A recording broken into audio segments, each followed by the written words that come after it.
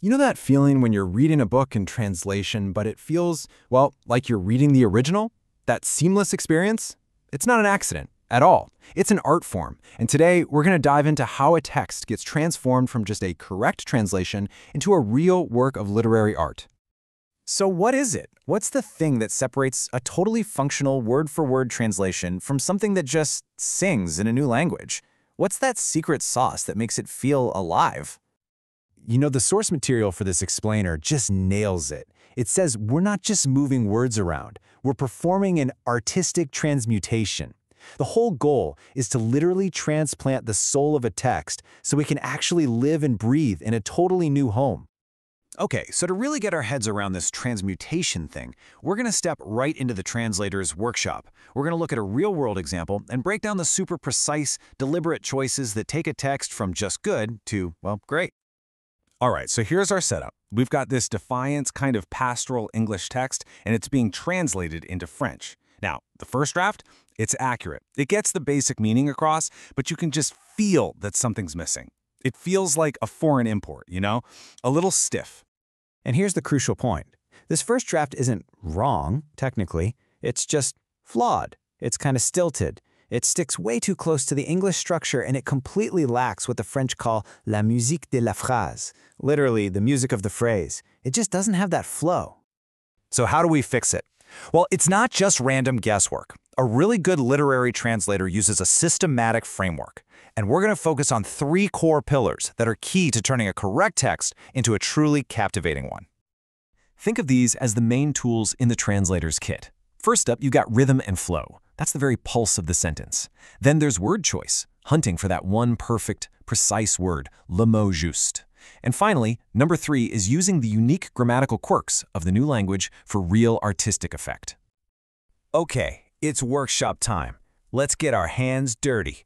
We're going to break down some specific before and after examples from our text, and we'll see each of these 3 pillars in action. Let's really see how the sausage gets made. First up, let's talk about rhythm. Just listen to how this phrase sounds. Mon cheval est là, tout sellé et m'attend.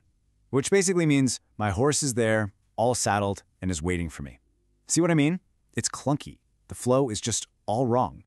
So what's the problem here? It's just too literal. It reads like a simple checklist of facts. Horse is there? Check. It's saddled? Check. It's waiting? Check. And that mechanical feeling just completely shatters the beautiful, poetic, pastoral mood the author was trying to create. And the solution? It's actually surprisingly simple. Instead of that clunky structure, the phrase is restructured to Mon cheval, tout soleil, m'attend. See that? A little parenthetical comma creates this lovely, gentle pause. It is such a tiny change, but it makes a huge difference in the rhythm. Just like that, the music is back. All right, next up, word choice. So, the original text is talking about a father who made his fields fruitful. The initial draft uses the French word beatified, and whoa. This is a huge misstep. See, beatify is a very specific theological term.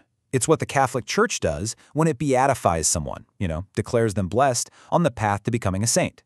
So using that word to talk about fertilizing land, it's just incredibly jarring.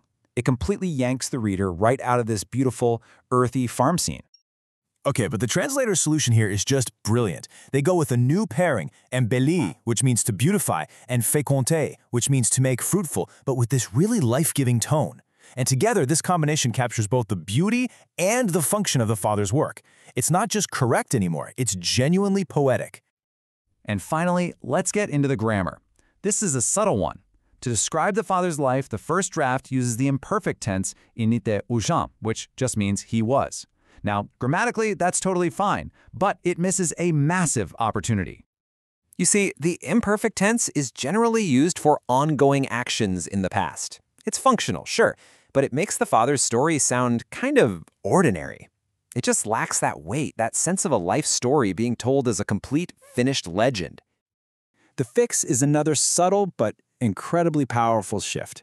By changing to the past historic tense, il ne fut, the entire tone of the piece just transforms. This is the tense you find in classical French literature, in great novels and histories. That one little grammatical switch instantly elevates the father's biography into something timeless, almost like a myth. So, after all these tiny, super deliberate fixes, a comma here, a different word there, a change in tense, what do we end up with?